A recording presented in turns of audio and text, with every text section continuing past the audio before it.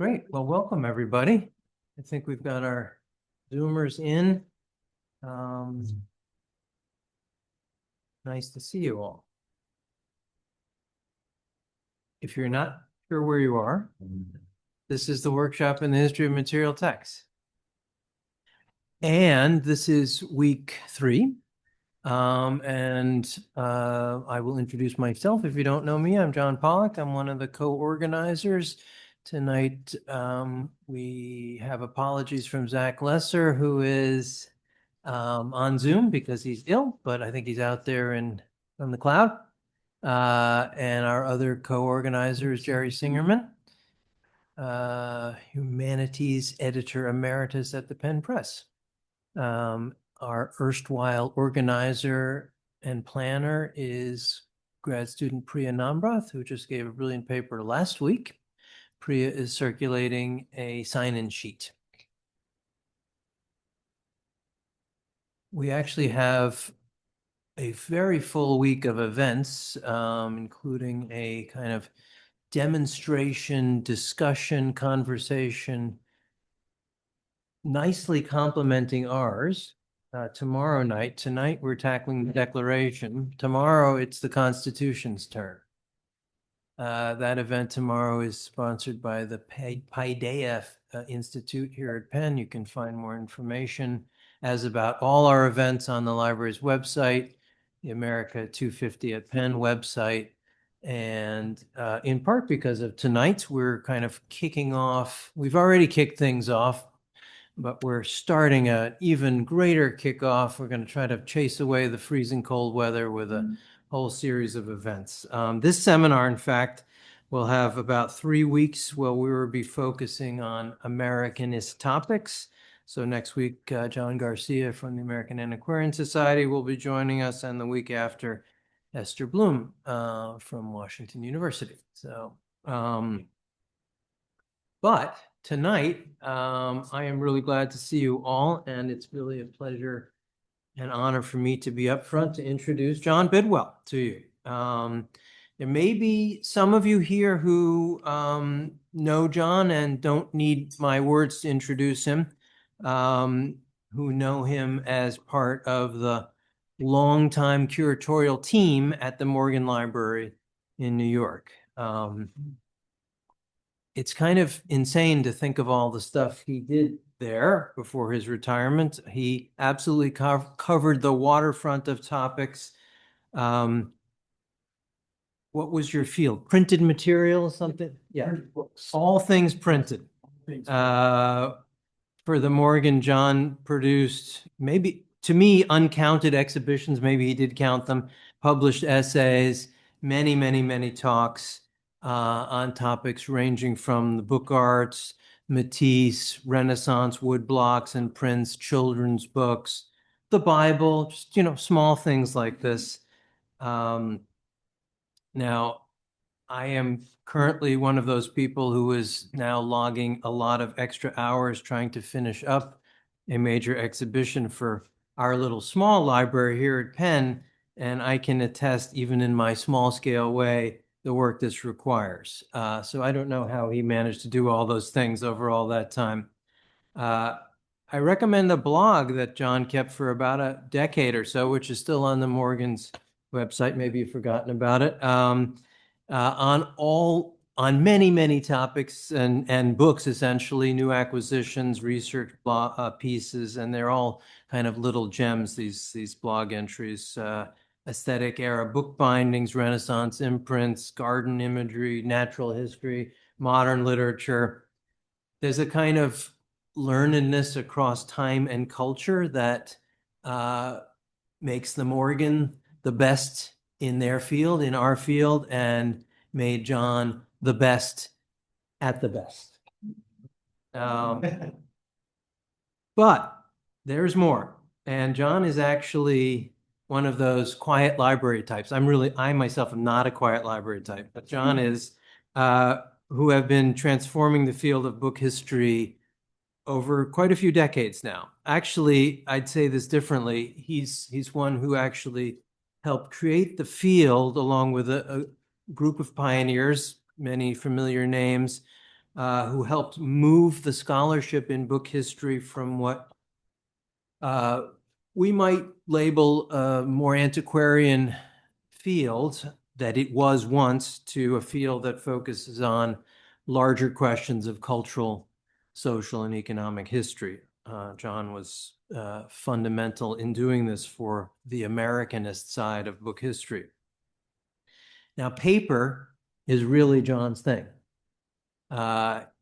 His Oxford PhD dissertation in 1992 focused on a neglected paper mill in this region here, the Brandywine paper mill and the Anglo-American book trade, 1787 to 1837.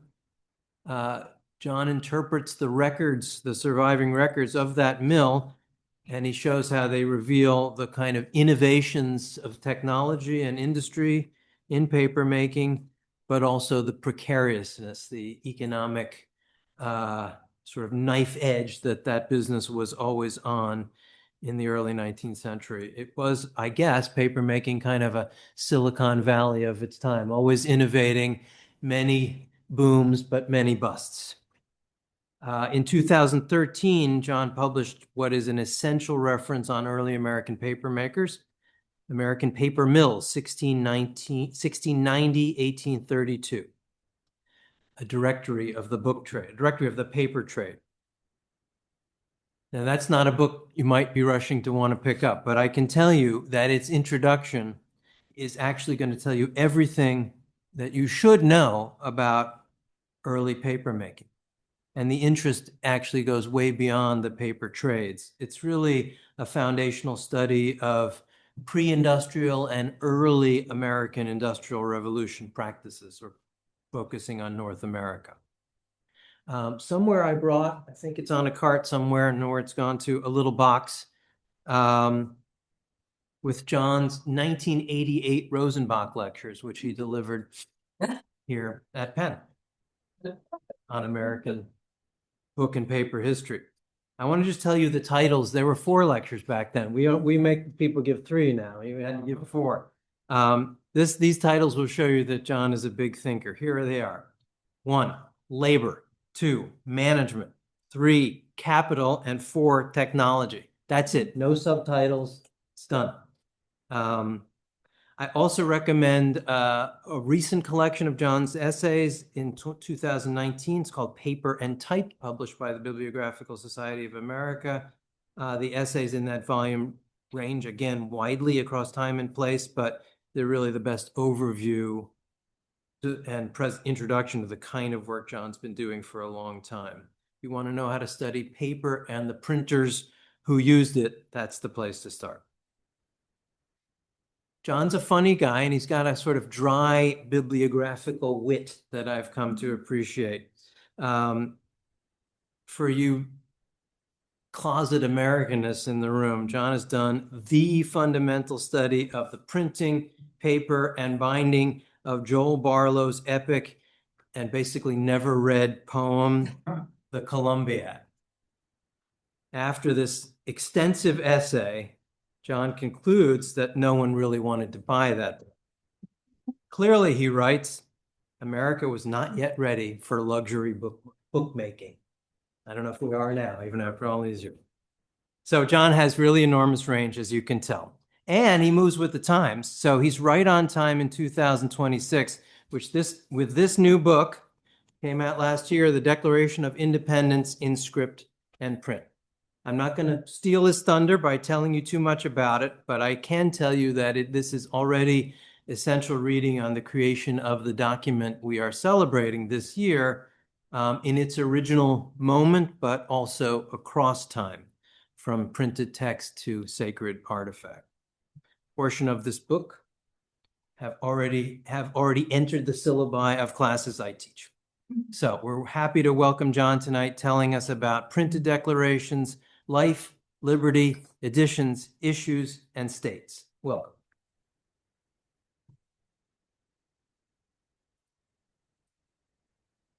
Thank you so much, John. Can you hear me, folks? Okay. It is always a treat to talk about declarations, which however, have been a work in progress.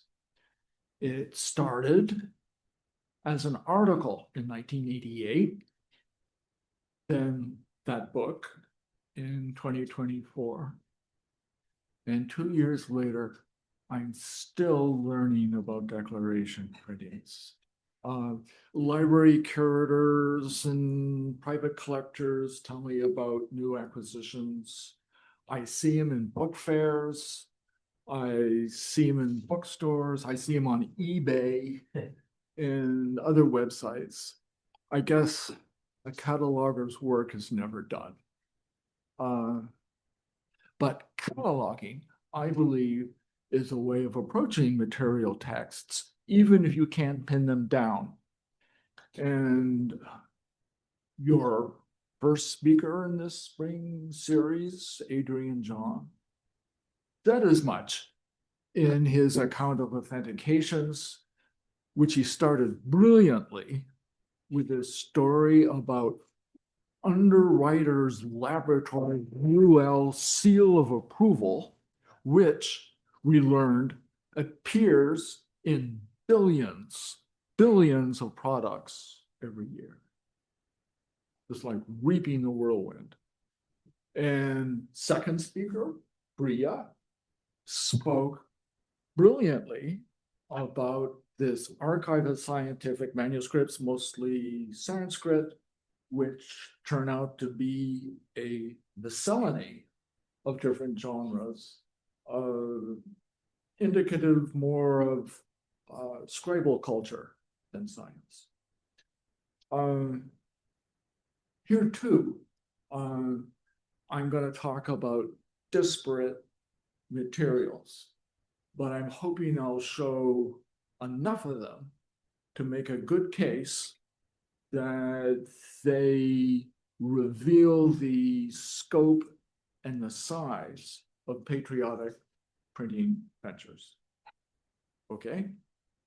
All right, here we go.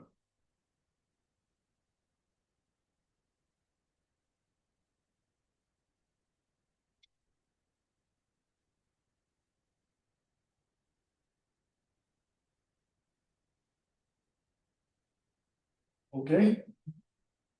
Right.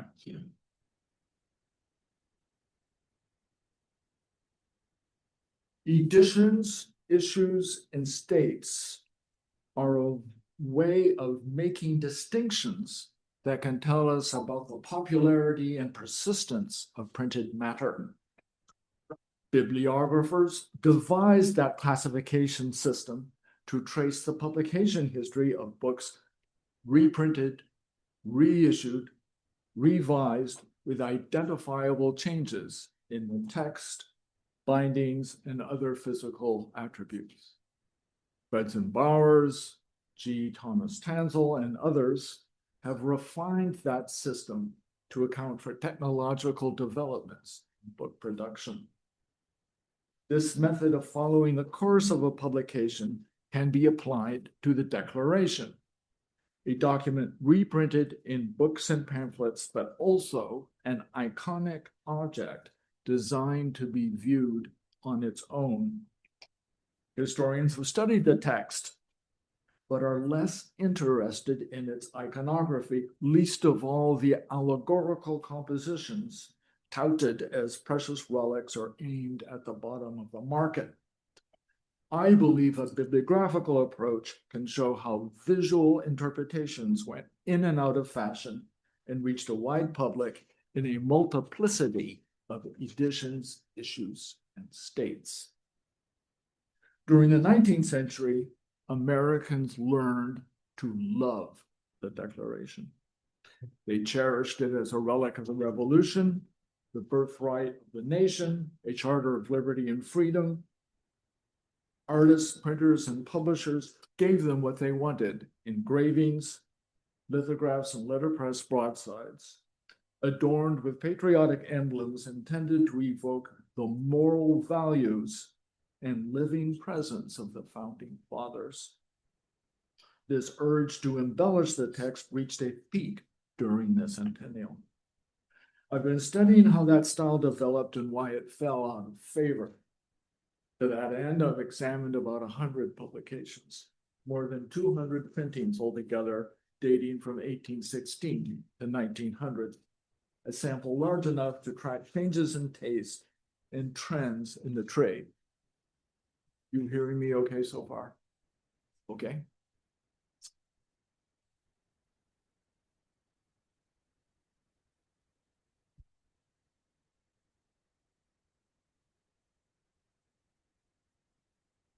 This is not allowing me to advance to my slide.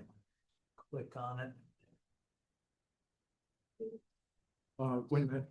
No?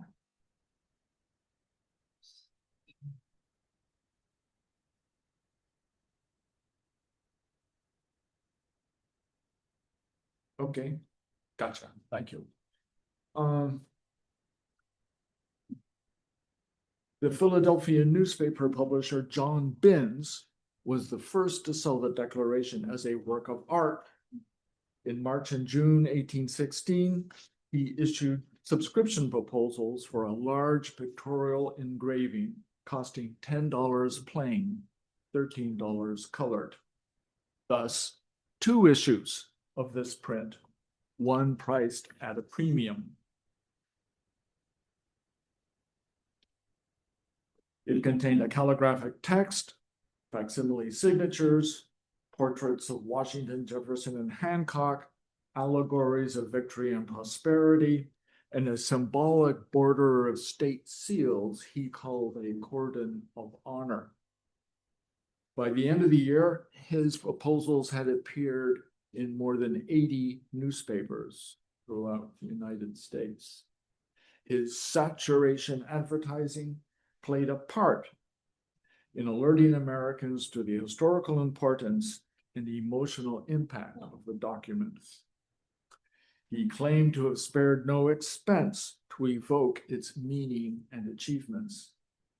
To accommodate everything, his print would have to be enormous, 38 by 26 inches, so large that he would have to construct a special rolling press to accommodate a proper plate of those dimensions. It was so ambitious, so rich in detail, portraits, emblems, and ornament, that he hired 5 artists to deal with different portions of the design. Some artists fell behind, others quit and had to be replaced. Undaunted, Binns distributed proofs to newspapers and obtained glowing reviews to entice the public and prove that the project was still underway. But other printmakers poached the customers he had been prepping and flooded the market with cheap imitations before he could finish his magnum opus. William Woodruff, a journeyman employed by one of his engravers, stole his concept, supplied the missing details, and produced a smaller version priced at $4. His employer tried and failed to buy him off. Binns sued him and obtained an injunction, but lost his case when a judge ruled that he was only the proprietor of his work and did not qualify for copyright protection, which the judge said was only meant to encourage genius and art. Woodruff failed to profit from this legal loophole and defaulted on his debts a year later. This is the only copy I can find of his print in its first state. I believe the first state was a failure because the renegade engraver rushed it out before he could render the signatures in facsimile. Instead, he had to make do with names written out in the same hand as the text.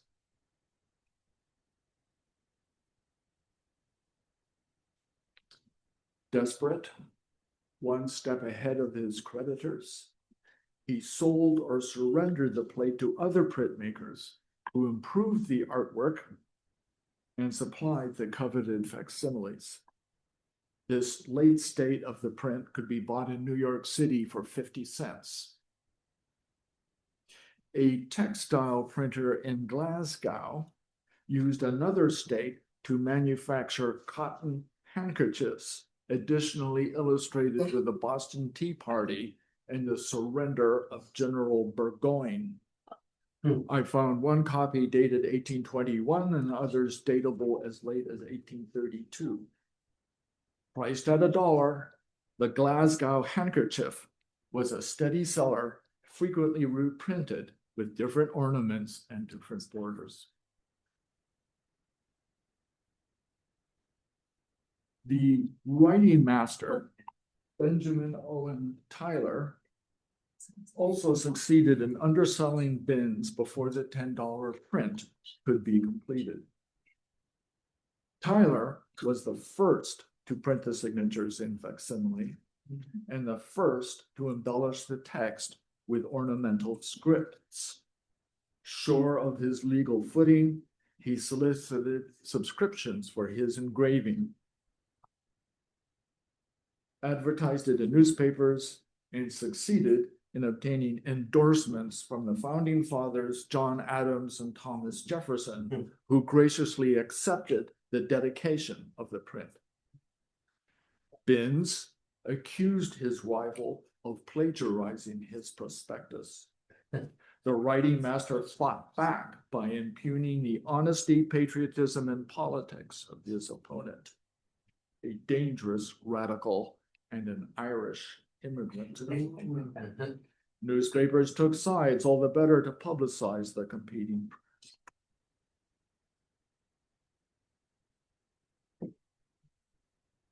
Tyler and his allies detected a political bias in Binns's choice of portraits. John Adams conspicuous by his absence, a deliberate affront to Federalists. Their recriminations reached a peak of fury when describing the Irishman's insulting iconography. Ingratitude, fell monster, this is not thy native land. Take, oh take flight forever from these American shores.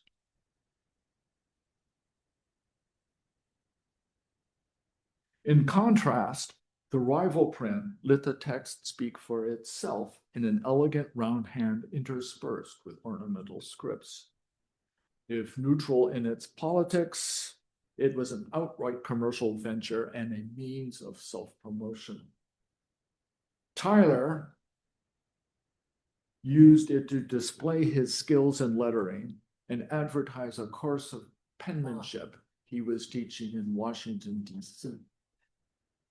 The writing master launched a subscription campaign for his declaration, beginning with big names like Thomas Jefferson, James Madison, John Quincy Adams, John C. Calhoun, and Henry Clay.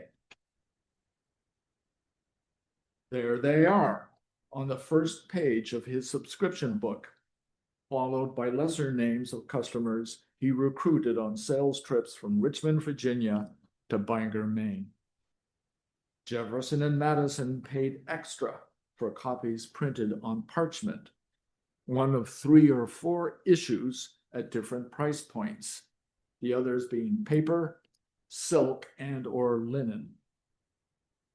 Isaiah Thomas bought a copy on parchment for the American Antiquarian Society. Tyler claimed to have sold 3,000 copies altogether. He exploited his newfound fame to make his way in political circles where he sought employment or a sinecure.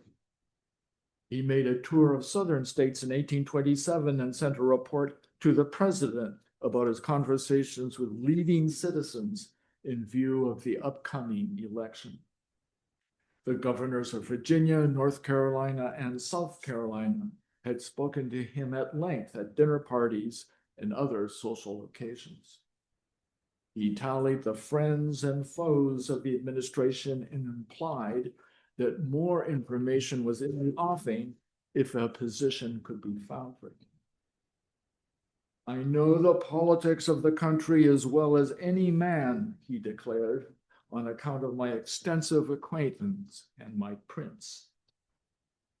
He embarked on other printmaking projects in hopes of getting his piece of the political pie, a handout, a commission, or a patronage appointment. He published inspirational letters of Jefferson and Jackson, sycophantic portraits of John Adams and Henry Clay, a campaign poster for the Whig ticket in the 1840 election. These ingratiating print ventures were ignored. Clay denied him a job in his department. Adams rebuffed him. Abandoned by friends and family, beset by debts and drink, he varnished iron sidings for a living and died indigent in the New York City almshouse in 1858.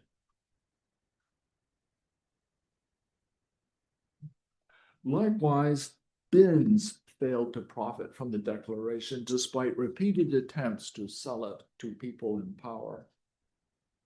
To prime the pump, he gave copies to both houses of Congress with the understanding that they would be displayed prominently as if to inspire the lawmakers' deliberations.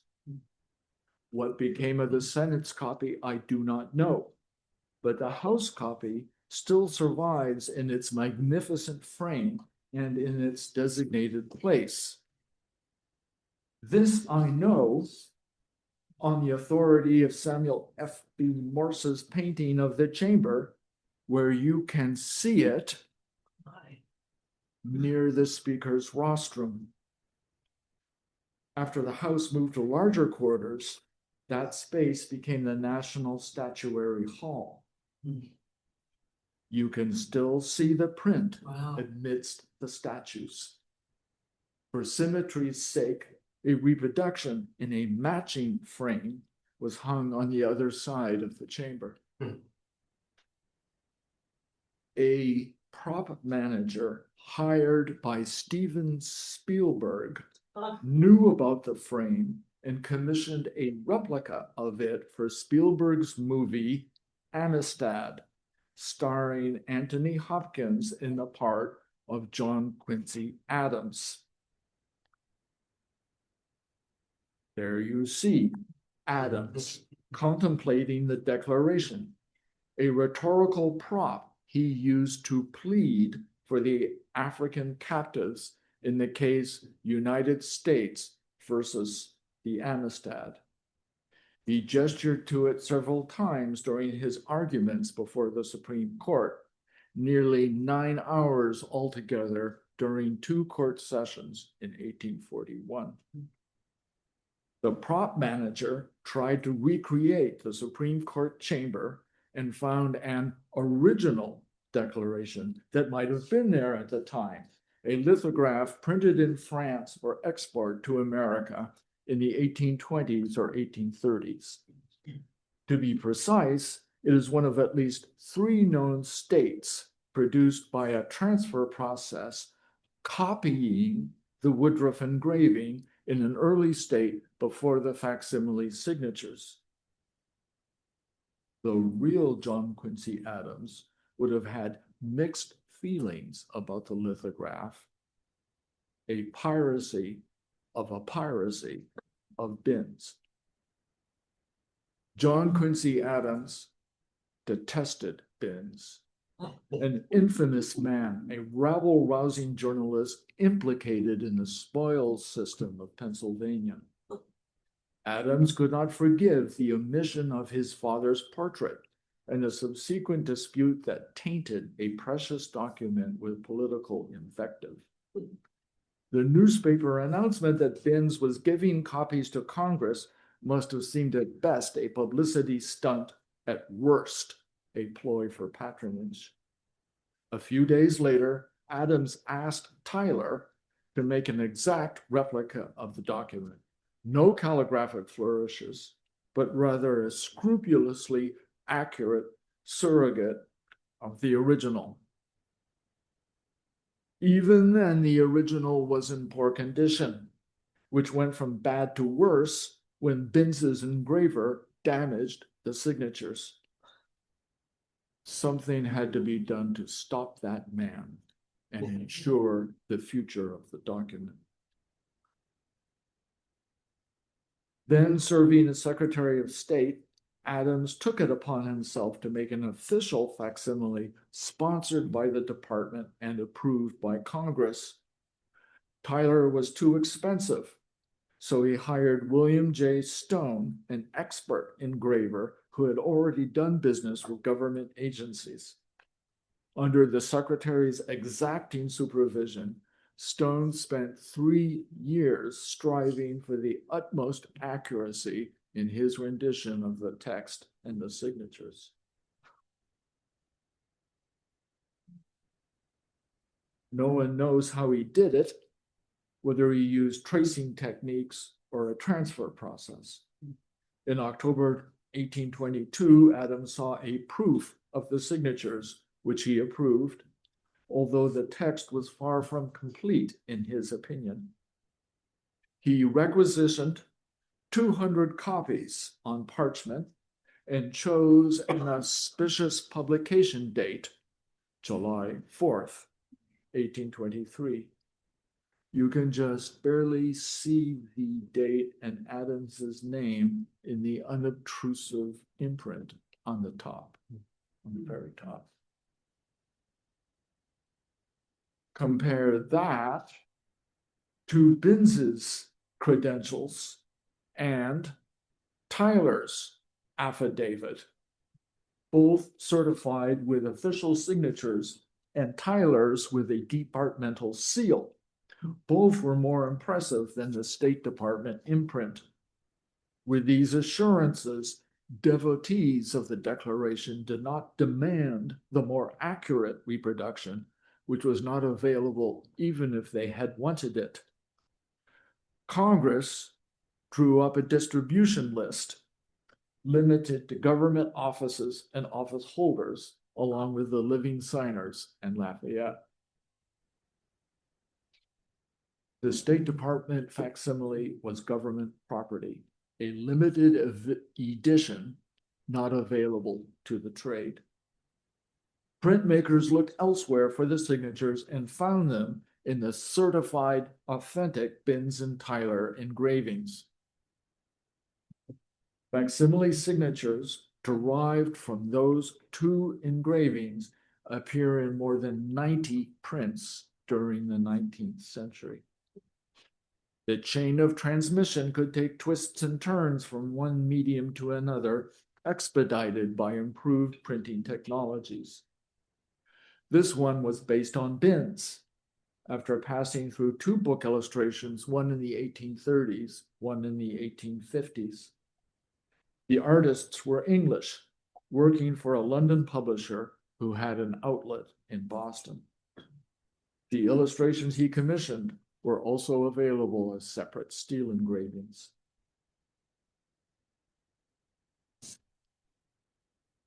Even more complicated is the route taken by Tyler's signatures to this large lithograph of Jefferson's rough draft. I know of at least 2 intermediate steps, a folding plate in a history book and a 2-page spread in Harper's Weekly. The rough draft has its own history of facsimile reproductions beginning in 1829 with an excellent replica by the Philadelphia banknote engraver Charles Toppet. The Kislak Center has a copy of this version, which you can see right there. Later versions of the rough draft make a point of featuring Jefferson's condemnation of the slave trade. Congress deleted that clause to appease the Southern delegates. I think it's no coincidence that it reappears in facsimile publications just before and during the Civil War, often accompanied with the signatures, a delightful solecism suggesting that the Southern delegates had suddenly come to their senses and rushed up to sign the document before the fair copy could have been prepared. What's worse, the signatures were corrupted in transmission 4 times removed from the original. Despite distortions so extreme that 2 names were misspelled, they are still in circulation and can be seen on the covers of Gary Wills's Inventing America, a classic commentary on the Declaration kept constantly in print.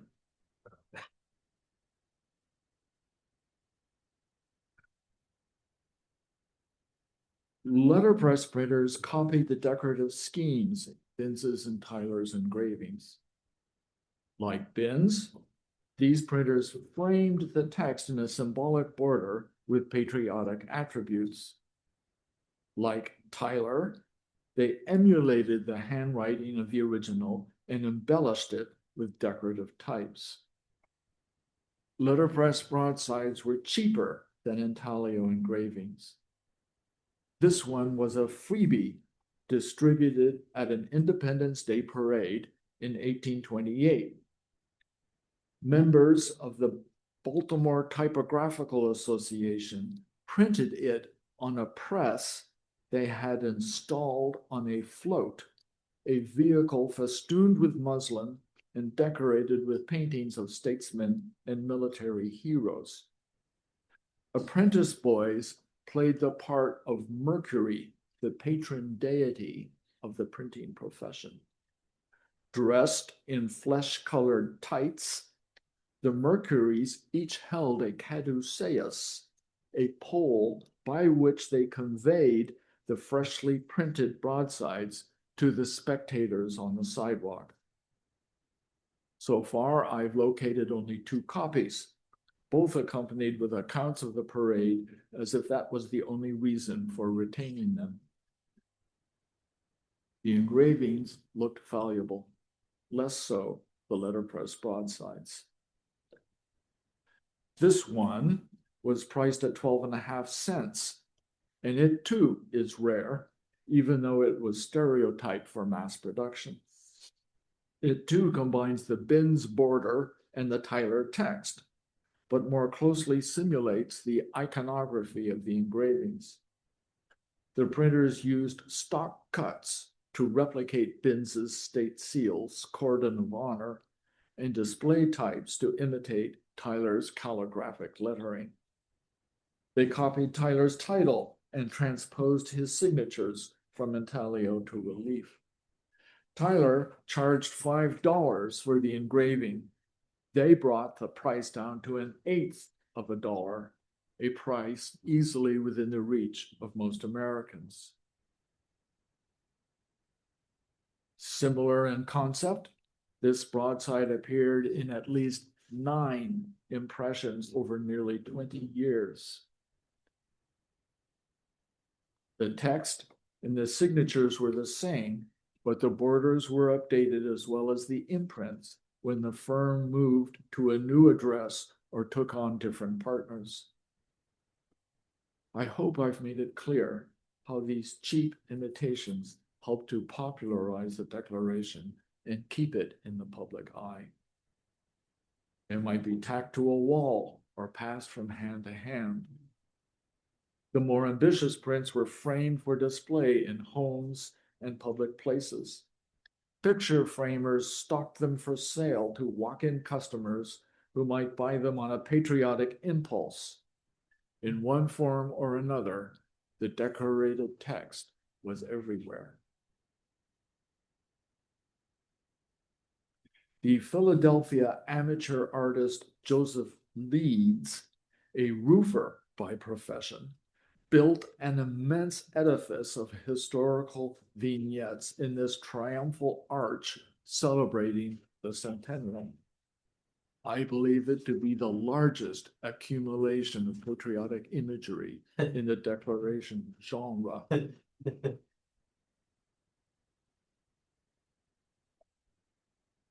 Leeds claimed that it took him 6 years to design it, and that the engraver labored for 18 months to implement his ideas. He sold it on subscription to raise money for a historic district in Independence Square. The decorative impulse could be taken to another extreme with gimmicks and graphic novelties. The Philadelphia doctor R. Morris Swander developed a sideline in trompe l'oeil calligraphic portraits drawn with a steel pen and printed by lithography. Swander learned how to modulate the thicks and thins of letters in a way that would depict Washington and Lincoln within the texts of the Declaration and the Emancipation Proclamation. Up close, you could read the documents word for word, but at a distance, they took on different meanings to embody the father and the savior of the country. These optical illusions were successful, heavily advertised, and adroitly timed just after the death of Lincoln. The president endorsed them, and General Grant wrote a testimonial. Others copied Swander's work and augmented it with motifs derived from other prints. The Kisleck Center has a prime example of a Swander imitation. You can see how publishers stole images and ideas from one another in a race to the bottom. I will show you one more example to summarize what I'm trying to say about the rise and fall of this patriotic art form. Hands down, the Centennial Memorial was the most ingenious, least expensive, and best publicized mass market product in the Declaration business. It was printed and reprinted so many times with so many variations in price, size, and layout that I can't account for all the commutations and permutations. A pirated edition complicates the situation, and that too survives in at least 3 variant issues. The credit for this merchandising triumph goes to General James D. McBride. A printmaker by profession, he got his start by selling autographs, originals, as well as reproductions. He had been a lieutenant colonel in the Union Army and was later breveted a brigadier general. He used the courtesy title when dealing with politicians who sponsored his printmaking ventures. He persuaded the Secretary of Interior to sign an authentication statement in January 1874, planning well in advance to launch his product line in time for the Centennial. The statement implies that General McBride had replicated the original, but of course that was no longer possible. So he copied the State Department facsimile instead.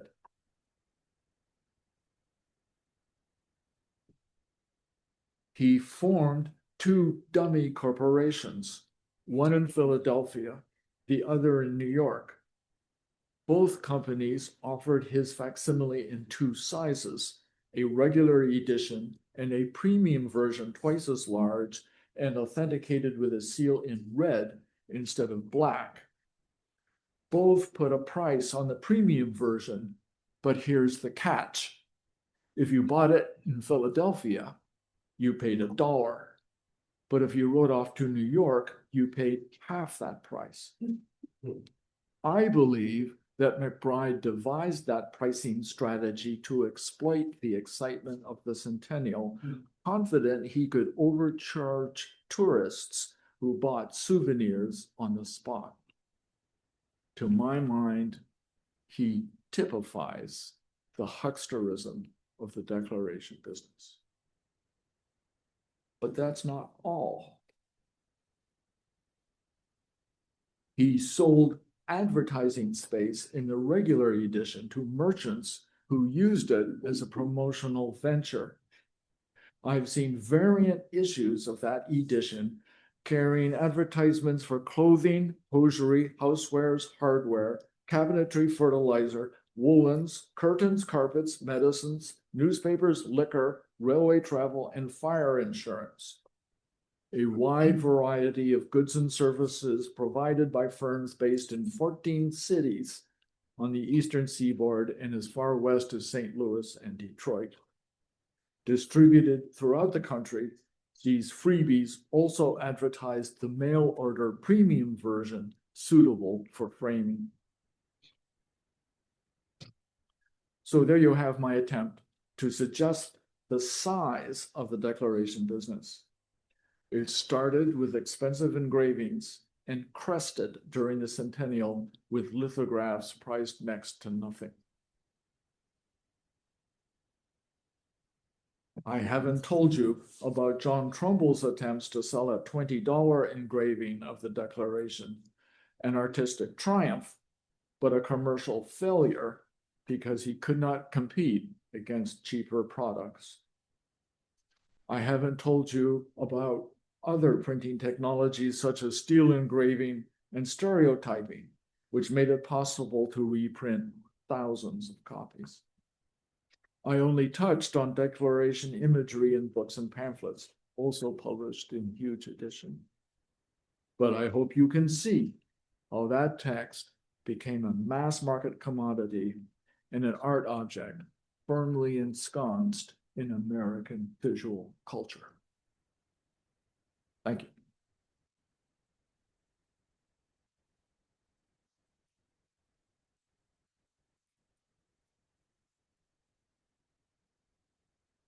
John, that was really fun. That is great. I have a lot of questions, but the floor is open. I will hold mine. Liliana. Thank you so much. That's wonderful. I cannot but think about a parallel in France that is parallel but totally different. Parallel to the extent that the Declaration of Human Rights was published in all kinds of artistic versions to be distributed and to be owned by people and to celebrate the national spirit and so on. And then it stops because it doesn't continue in France beyond the early 19th century. So what, I mean, obviously the governments changed in France. The question of the Human Rights Declaration was kind of put into the background according to images of Napoleon and whatever came afterwards. But what can you kind of tease out maybe something about the longevity of that tradition here? Two answers to that. Excellent question. Two answers to that question. I think the basic answer is that France had such a long history. There are so many national symbols that French patriotic collectors had a choice of material they could get, whereas the Declaration was such an obvious icon for Americans to focus on. And I tried to make the point that enterprising publishers made sure to advertise and make these easily available at different price points. So it's a sort of a matter of supply and demand. And so you had willing sellers and willing buyers in the US. I am so glad that you mentioned the Declaration of the Rights of Man, because that makes me think of how it was displayed with the Declaration. And you would never guess the two of them were hung together in Lafayette's bedroom in his chateau. Because remember, the State Department facsimile, the Congress specifically gave him 2 copies. And so you could actually see a diagram of his bedroom where you can see where the 2 prints were framed together. And he called his son Washington. There you go. So you have that, but what I'm after, if I may just follow up one question, it's you were arguing about the competition of artifacts and symbols that France might have had more of a choice. But I'm more interested in the question of capitalism, because this became obviously so much a matter of how to make money. Absolutely. And interestingly, you're talking about business motives. There were 2 firms in Lyon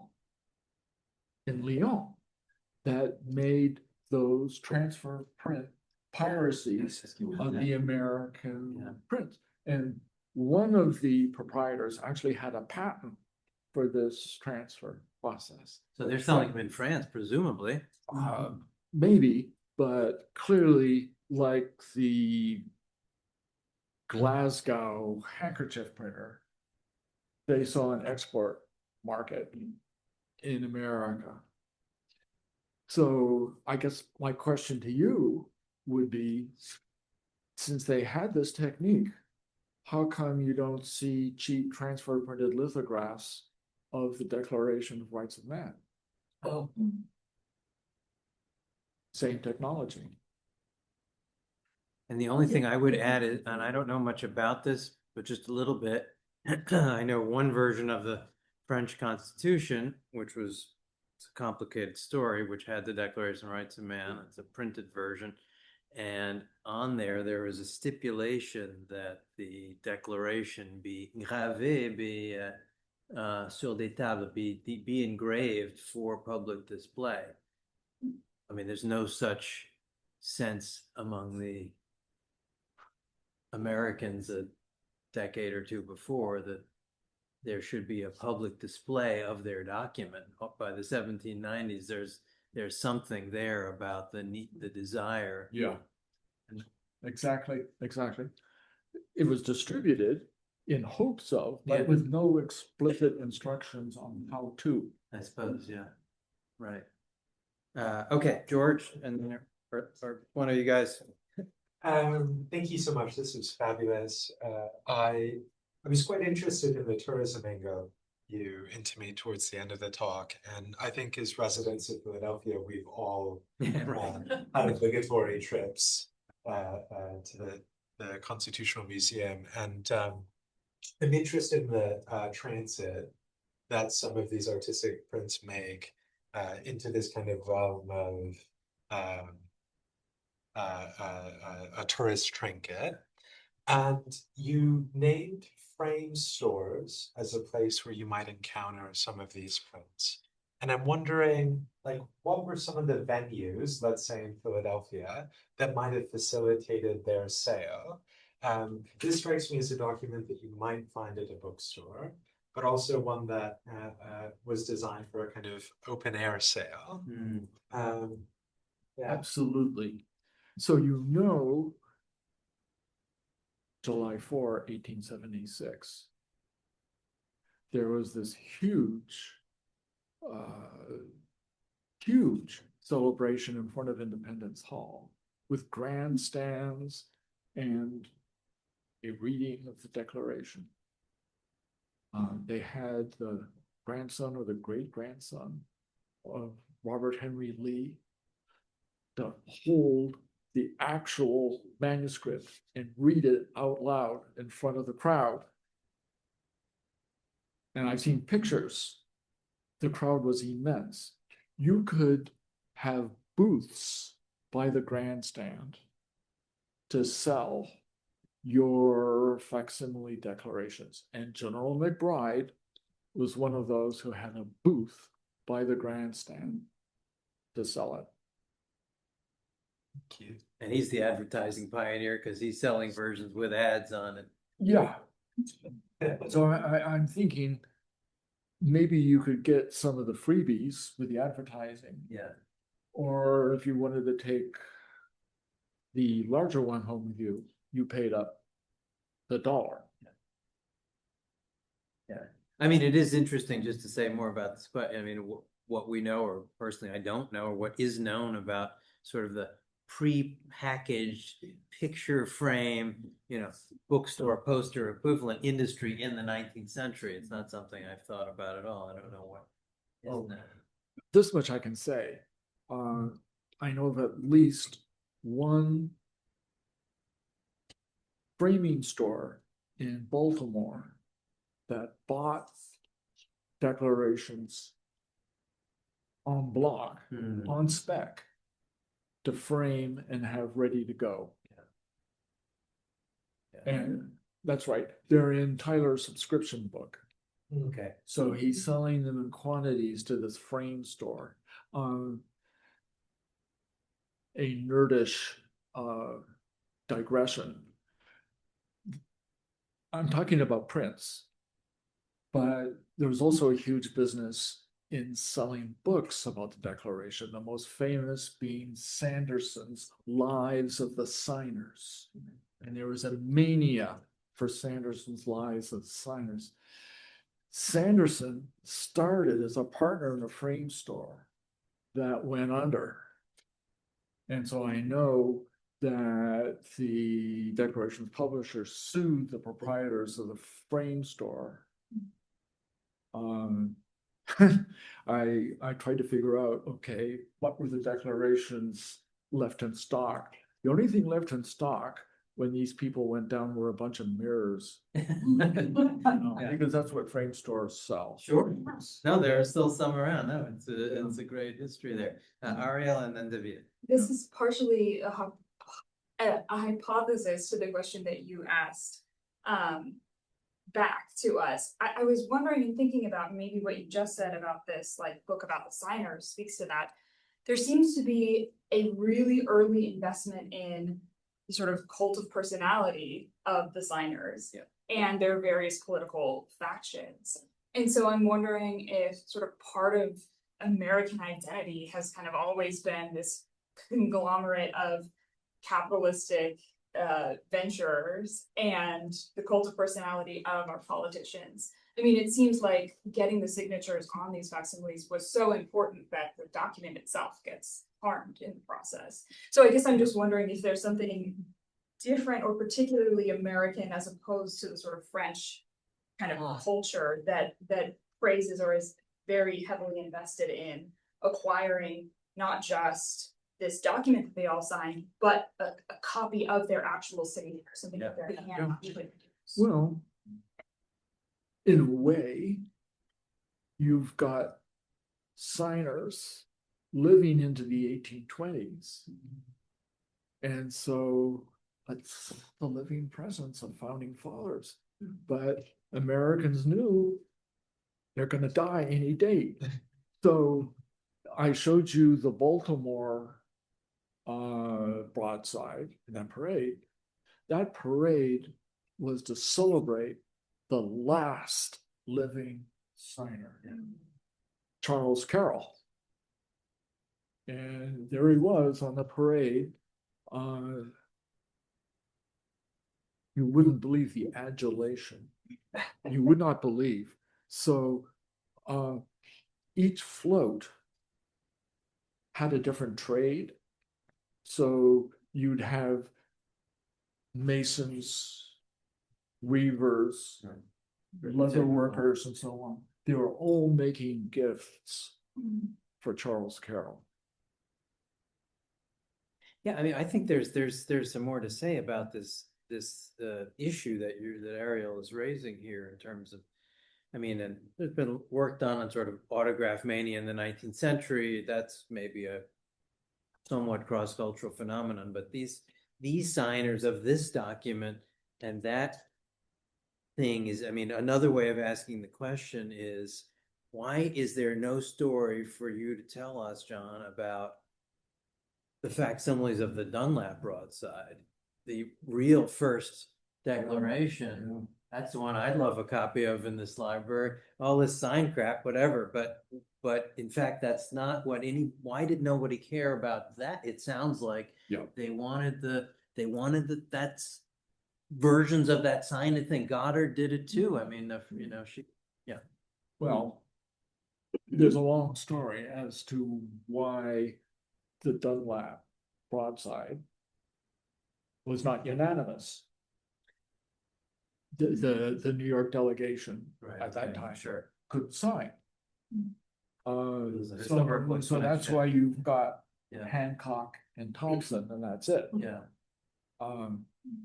Obviously it's, but no one would have known. Precious relic. But you see, the interesting thing is, with the advent of these declaration facsimiles, with the all-important facsimile signatures, at the exact same time you see the very beginning of American autograph collecting. And the people who have traced the history of autograph collecting link it directly with the mania for having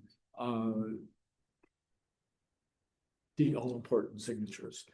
And if I can make a little boast about my previous employer,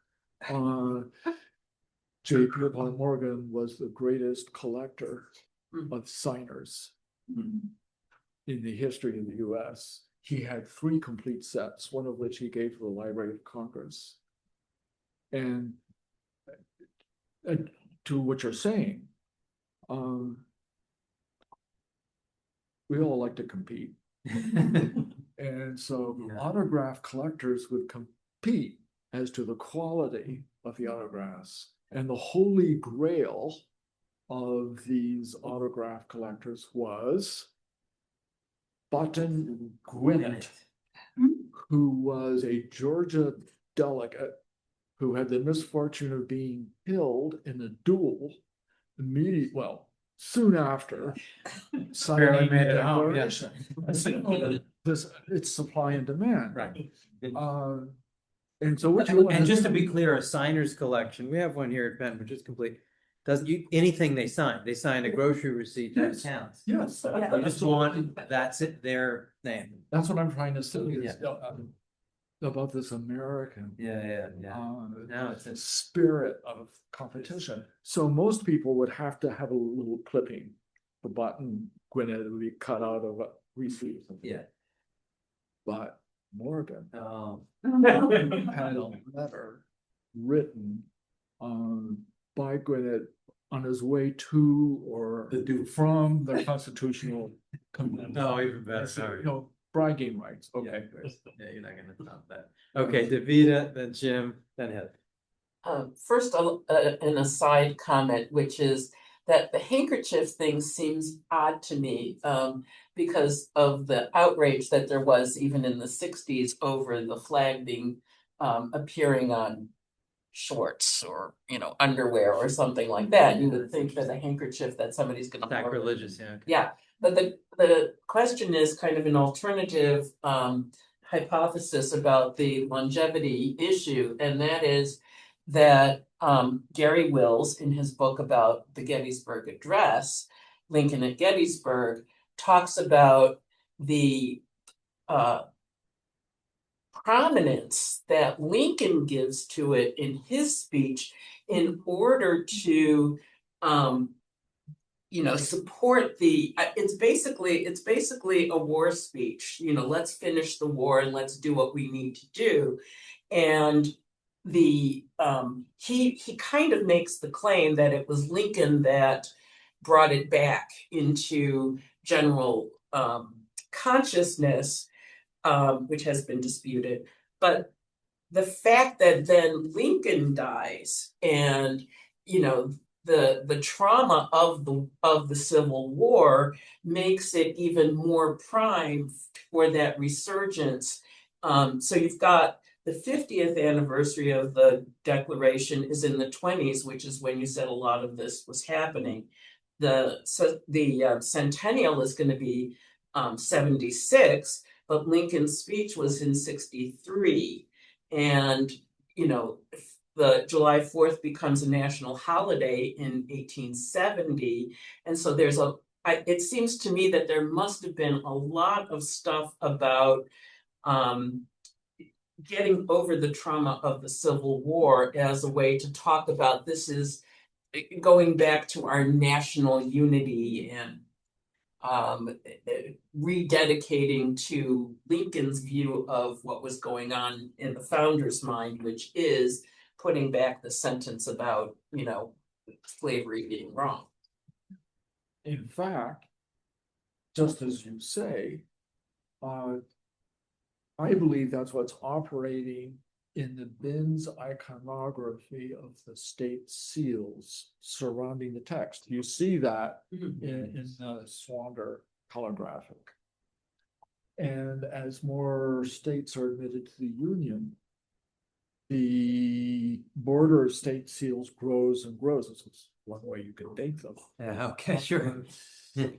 But the symbolic structure is that there's this centripetal, centrifugal force between the texts and those state seals, symbolically suggesting the unity of the United States. So there's a similar visual layout that Wills makes a lot about when you look at the design of the graves in Gettysburg around it's a circle, and so it's again not organized. It is organized by state, but it's also supposed to give this idea of equality among the states. And Pennsylvania soldiers are not being are not more prominent than those from Illinois, for instance. Yeah. No, I think it's an excellent example showing how iconography actually works. It actually sends a fairly explicit message. Yeah. Jim. I have a question that's sort of a follow-up to the signature one, and it kind of relates to a broader topic that I'm no expert on, but coming from an archival background, I'm kind of curious about. I've heard it talked about here in terms of the idea that saving original manuscripts of an individual is something that's a very modern kind of concept, in the sense that it didn't exist in the 17th century or before. The idea you save the papers of an author or the earlier drafts of books and stuff like that. And it makes me kind of think that, at least maybe like from today's perspective, if somebody wants a copy of the Declaration of Independence, they want a real facsimile of the original 18th century text. They wouldn't be satisfied with some 19th century version that has 19th century text, at least people that understand it. And I'm curious, but in the 19th century, they didn't care. I mean, it was clear they really wanted in the beginning the signatures, but at a certain point, there's a shift away from having something that's just has a signatures to something that is actually not only the signatures, but a copy of the original document. Do you know when that really changed? Really facsimile, and others is just completely embellished nonsense. Yeah. Really tricky. Because when I think about today, when you go to like the gift shop at Independence National Historic Park, you get a facsimile of the actual document as opposed to something. Right, on I a get fakey printed parchment and yeah. the whole thing, yeah. Well, you bring up an excellent point about the archival impulse. So one edition I did not mention, perhaps I should have, there was a series called American Archives, edited by Peter Force. Yeah. We've used And it. this is one of the great attempts to collect and organize the earliest documents to do with the United States or the Western Hemisphere. It was a huge project. It had some congressional funding, which eventually dried up. But the series did get as far as the Continental Congress.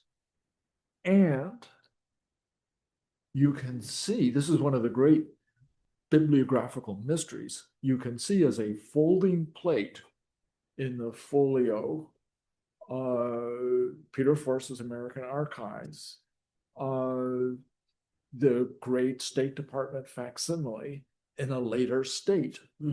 This one, interestingly, not printed on parchment, of course, printed on imitation parchment, which is now incredibly fragile. So that spirit of trying to get the text as well as the signatures was there in the 1830s, okay? And Peter Force commissioned from William J. Stone thousands of these imitation parchment folding plates, thousands.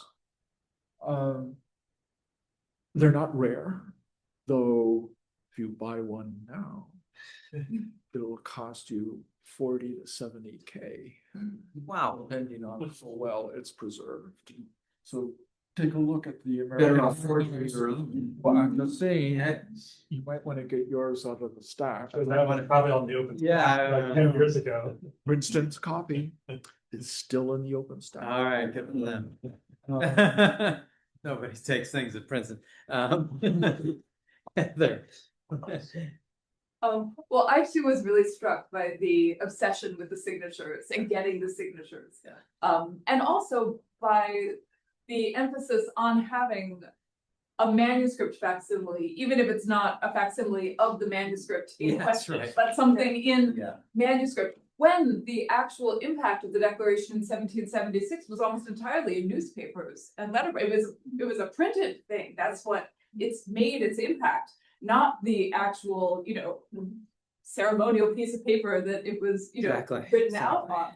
I just wonder to what extent John sees this as a 19th century sort of nostalgia for the age of manuscript at a time of, stereotyping and steel engraving. And I mean, they're churning these things out so fast, and yet they want to somehow introduce some sort of, hand element into it. That's what people want to pay for. Well, it's the mystique of the autograph. Yeah. No, but in a yeah. And industrial area. it can be debased in a letterpress broadside, or it could be in one of those fancy stone engravings. Take your pick. I mean, nostalgia, but there is some circling around your talk is also this obsession with a kind of authenticity. That's a little hard Oh, for me to absolutely. understand. But Absolutely. it seems, they're these guys are really going to great lengths. No, that's a very good point. That's a very good point. Is that these facsimile declarations also had to have authentication statements from the Secretary of the Interior or the Commissioner of Patents, because at one point the original was in the patents department, displayed in the patents department. So these publishers insisted on getting a government official to do an authentication, saying, I've looked at this, and to what I can see that this is a absolute exact representation of the original. And so even the authentications had to be signed. Yeah. That's really complicated. Please, and we have a conservator in the room who's working, she told us today, on Jefferson's actual draft down at APS. So wow. That's a more exciting day than I had. Was an exciting day today. So I want to go back. Thank you for this talk. This was really wonderful, and I have some questions about the Dunlap prints. he prints, a version the same day. It's very hurried. There's ink stains from him folding or stacking as he's going. And then a few weeks later, he resets the type and prints it at a larger scale. Yeah. And some of those were printed on parchment. What are your thoughts on why he would print them on parchment? Was this for durability? Was this intended as a commemorative print just weeks after the signing happened? What are your thoughts on those? That is a prints? great mystery. I don't think many survive. Maybe one, two. Even J.P. Morgan didn't have one? No, there's no Dunlap at the Morgan. What's that thing? Did I just say that? No. I'm wrong. I am. How Strike that from the record. Strike that from the record, because by the bicentennial, the director of the Morgan felt the Morgan had to have it done there. And I can't believe I said that. The Morgan bought at auction the Benjamin Chew copy of the Dunlap. And I'll just tell you just a quick, another bragging story about the Benjamin Chew copy. You know that he was the Chief Justice here in Pennsylvania, and that he was a loyalist, and was punished by being exiled to New Jersey. And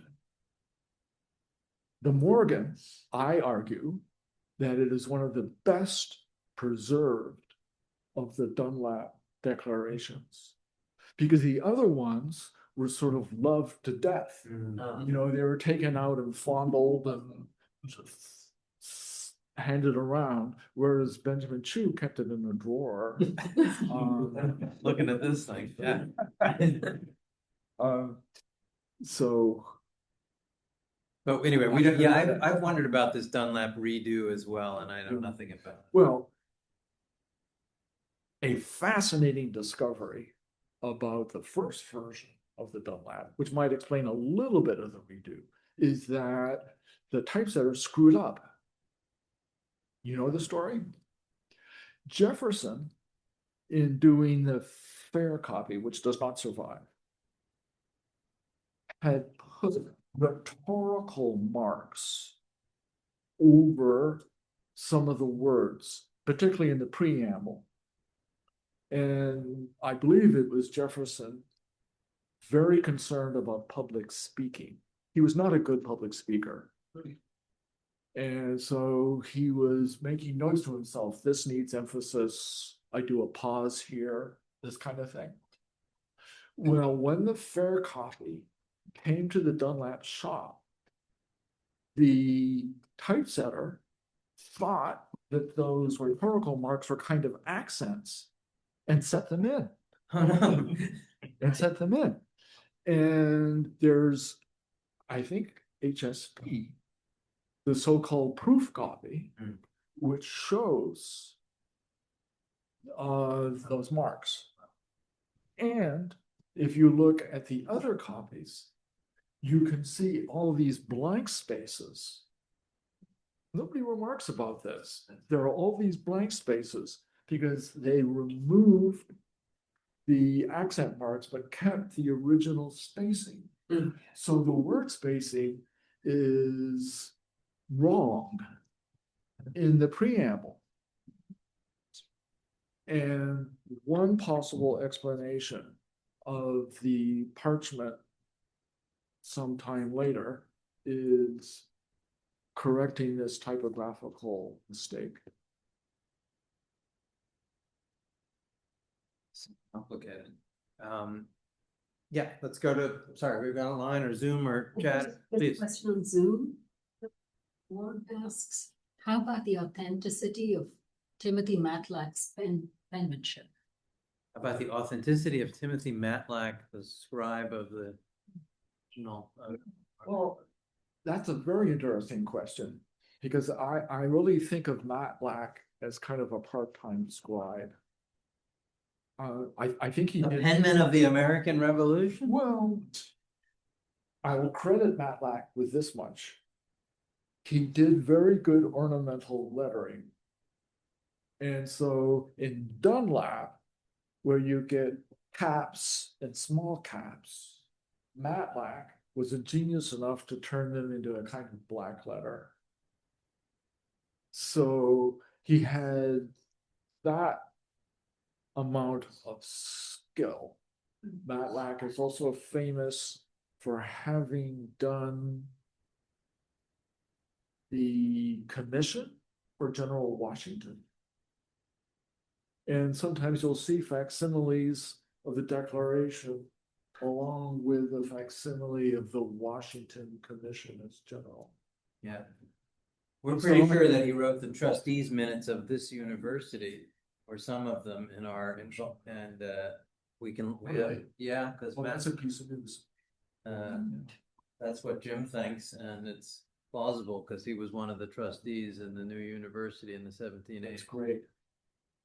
Great. Loyalty oath and other good things. Yeah. Maybe there's more to say about Matlock. Yeah, that's a good. Between brewing beer. But yeah, right.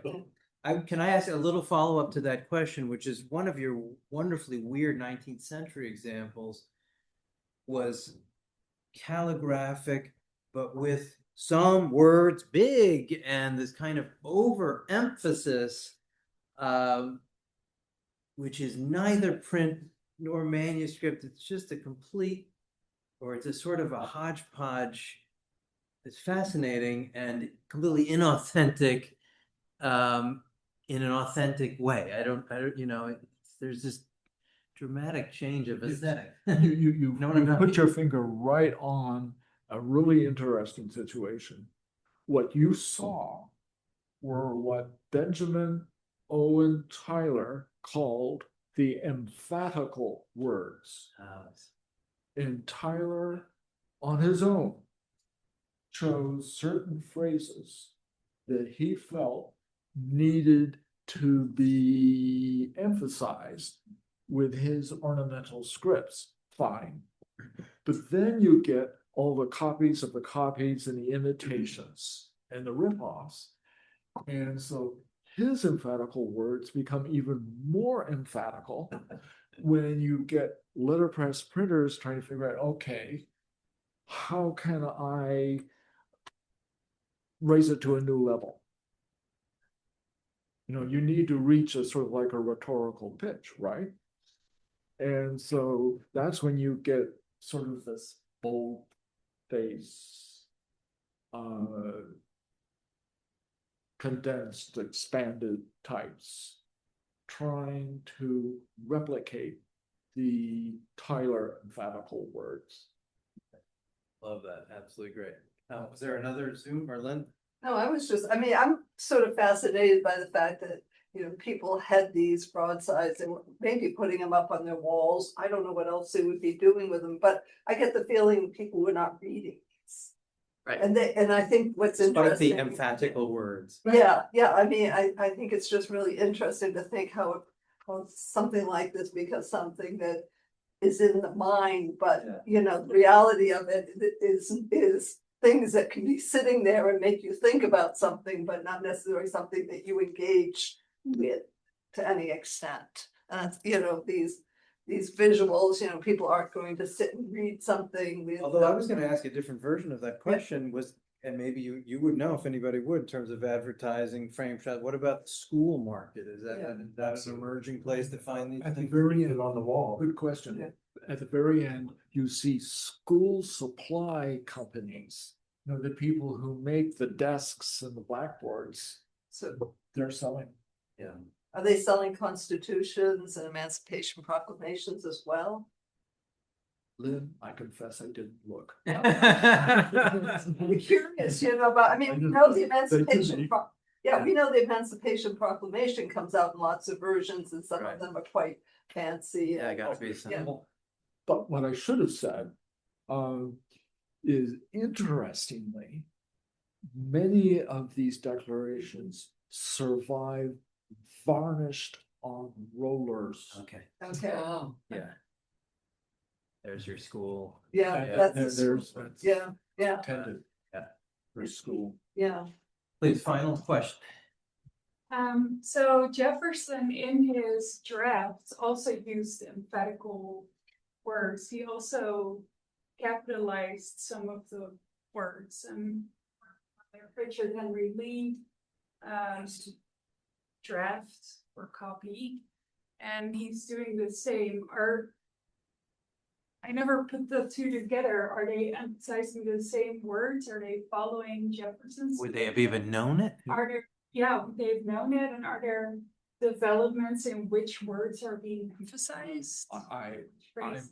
personally, I believe that Jefferson was thinking in typographical terms. And that when he, particularly in his recriminations against the king, you can see that in the slave trade clause, for example. He writes it out in caps. And I believe this was intended as a signal to the typesetter to set it in caps or caps and small caps. No, he was definitely buying in to that expressive function of letterpress typography.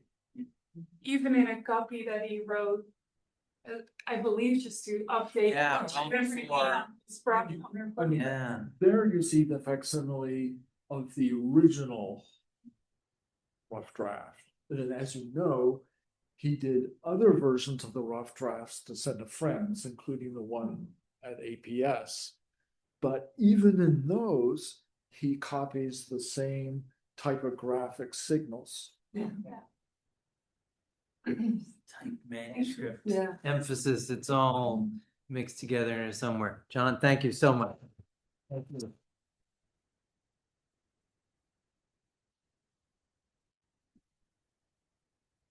That's great. For those in the room, please have another look at our highly now complicated document. And thanks Zoomers for joining us. See you next week.